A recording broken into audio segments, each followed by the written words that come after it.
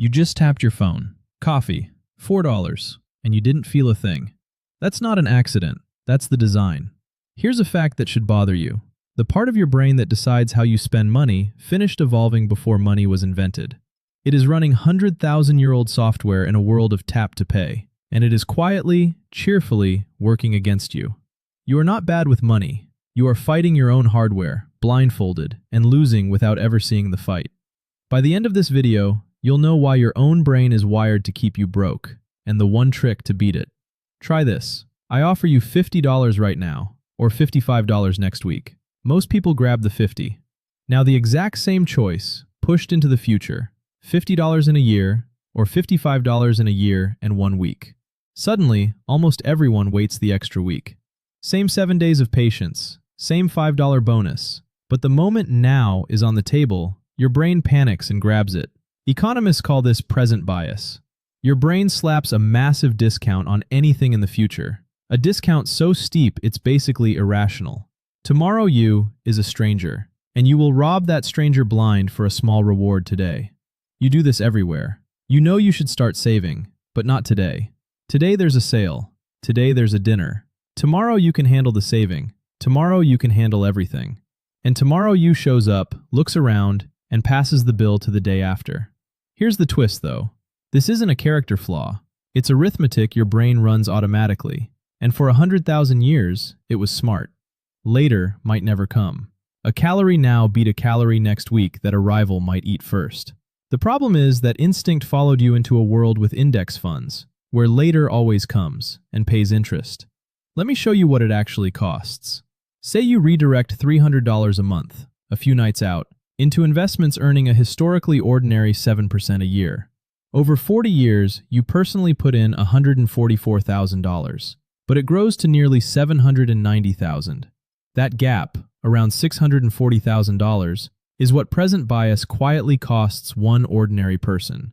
Not from bad luck, from your brain grabbing the 50 every single time. So your brain robs your future to feed your present, but it doesn't do it for nothing. It's paying you off in a chemical. And to see the next trap, you have to follow that payment to the exact moment it feels good. In 2001, a Stanford neuroscientist named Brian Knutson slid people into a brain scanner and offered them money. He watched one tiny region deep in the brain, the nucleus accumbens, part of your reward center, light up. Here's what caught everyone off guard. It didn't light up brightest when people got the money. It lit up when they were about to get it. The anticipation, not the reward. Read that again. Your brain hands you the biggest hit of pleasure before you own the thing. The wanting feels better than the having, which is exactly why the box on your doorstep never quite matches how good clicking buy felt 3 days earlier. And your brain never learns the lesson. The next time you want something, the anticipation floods back in just as strong, whispering that this purchase, unlike the last one, will finally deliver. It won't, but you'll chase it anyway, because the chase is where the pleasure actually lives. So spending gives you a high. Fine, there's supposed to be a break too. It's called the pain of paying. Handing over real cash registers in your brain a little like actual physical discomfort. That sting is a feature. It's your built-in spending limit. Now watch the trap close. That same year, 2 researchers at MIT, Prelec and Simester, ran an auction for sold-out sports tickets. Half the bidders were told to pay with cash, half with a credit card. The card bidders were willing to pay up to twice as much for the identical tickets. Same tickets, double the price. The only thing that changed was how thoroughly the pain of paying got switched off. And a credit card is ancient technology now. Today it's a tap, a face scan, a saved card, and one click. Every upgrade in payment convenience is, quietly, an upgrade in muting the one alarm that was trying to protect you. You didn't feel the $4 for that coffee. That was the whole point. So your brain overpays for the wanting, then deletes the pain that should stop you. You'd think that once you finally own the thing, you'd feel satisfied. You won't. And the reason is the darkest trap yet. In 1978, 3 psychologists tracked down 2 groups of people. One group had just won the lottery. The other had recently been paralyzed in accidents. Common sense says the winners are floating and the accident victims are crushed. But when the researchers measured everyday happiness, the winners were not meaningfully happier than ordinary people. And here's the strange part. The The winners rated normal daily pleasures, like eating breakfast or talking with a friend, as noticeably less enjoyable than everyone else did. Winning had raised the bar. Once you felt the electricity of a jackpot, toast and coffee just can't compete. Psychologists call this the hedonic treadmill. You get the raise, the car, the bigger apartment, and for a moment, you lift off.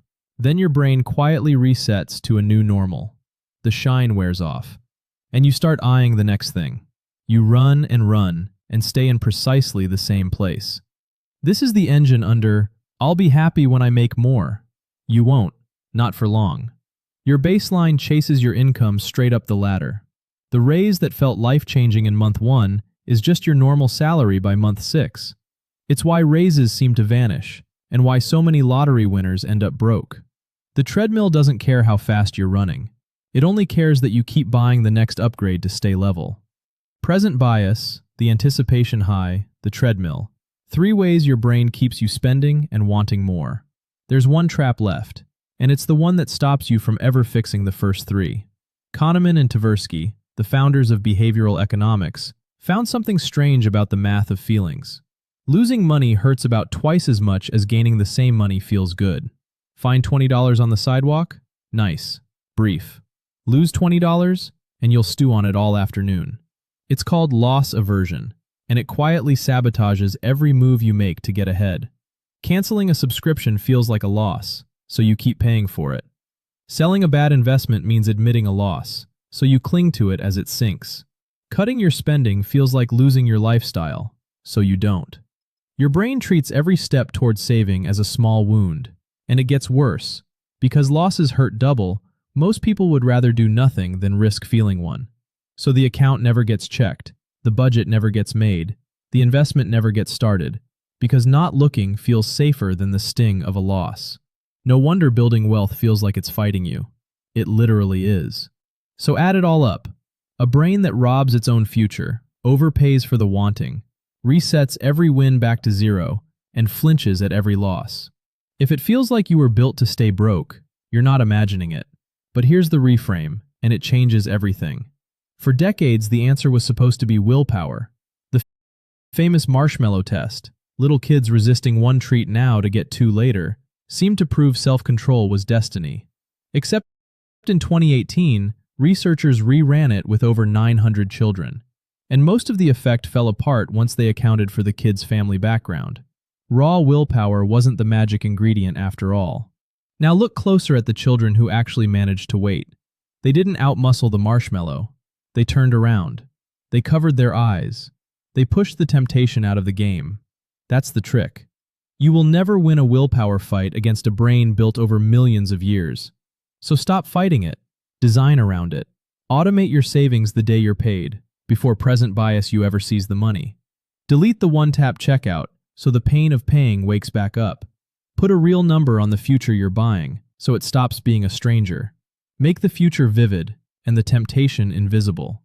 None of that requires you to be stronger than your brain. It just requires you to move the marshmallow out of sight once while you still have the clarity to do it. You can't rewire the brain, but you can rearrange the room it's standing in. Your brain wants you broke. It just doesn't get to decide anymore. One last question before you go. Be honest with yourself. What did you buy this month that you did not actually need? People never agree on this one. Let me know in the comments below. And if this same brain makes the early money the hardest to hold on to, here's why the first $10,000 is the hardest of all. Click to watch this video right here.